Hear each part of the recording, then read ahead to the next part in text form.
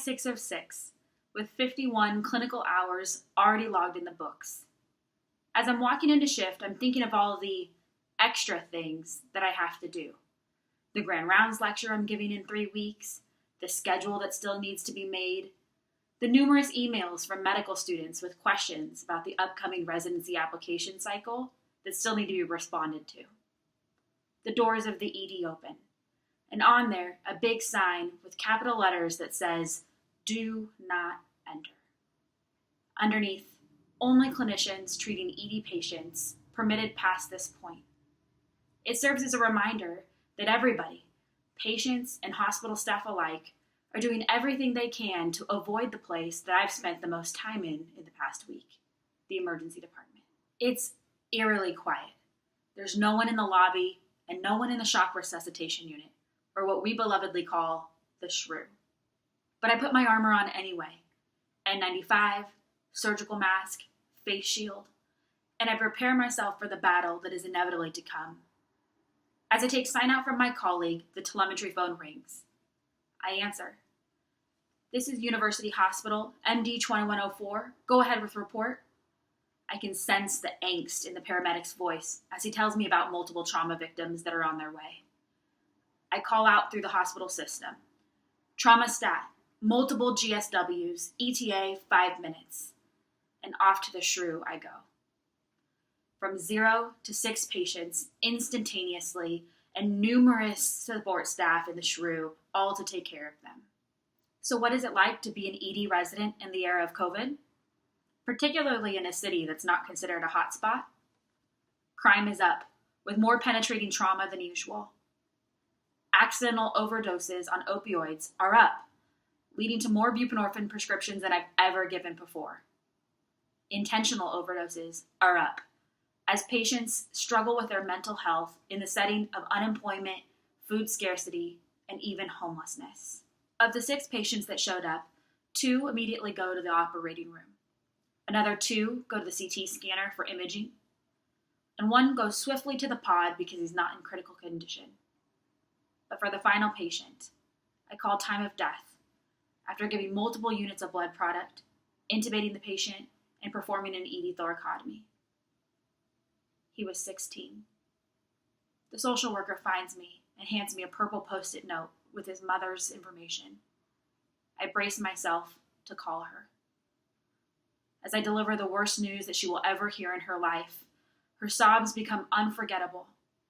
And I think COVID has taken this too. The humanism that I used to be able to give at the bedside at someone's worst time in their life. And now I'm delivering bad news over the phone.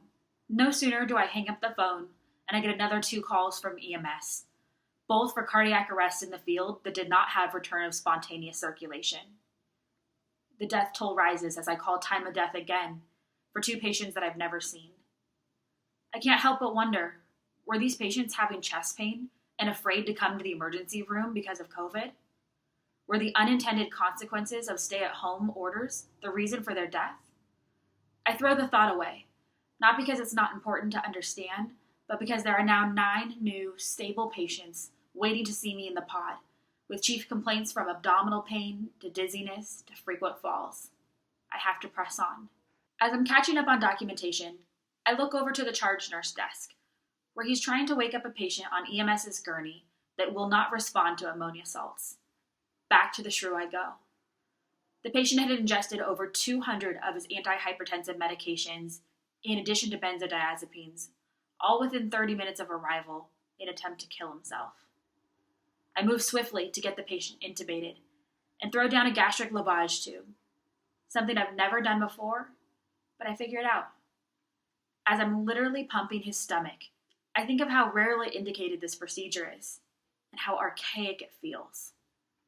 By the time we're done with the patient, he's on 3 pressors, high-dose insulin and glucose, and methylene blue. Basically the kitchen sink thrown to save his life. He goes up to the MICU. After 8 hours, I've seen 32 patients, and I've called time of death on 8, 4 in the emergency room and 4 in the pre-hospital setting. I walk out of the shift defeated by so much loss and go home to my husband. a fellow resident. I tried to decompress to get ready for the next shift 2 days later. You see, none of the patients I saw that day had COVID, but COVID impacted every single one of us. From this sweaty mask that I took off at the end of the day, to the patients that were impacted by the socioeconomic factors, health-seeking behavior, and mental health implications it has had on their lives. I never imagined training in the middle of a pandemic, but I did sign up to be available 24/7, 365 for any patient that walks through the door, regardless of their age, gender, orientation, race, religion, or even their ability to pay. I did not sign up to be on the front lines of COVID-19, but I am humbled to put on my armor and return each day, because there is no greater honor in life than to step up during a time of need. I am an emergency medicine resident.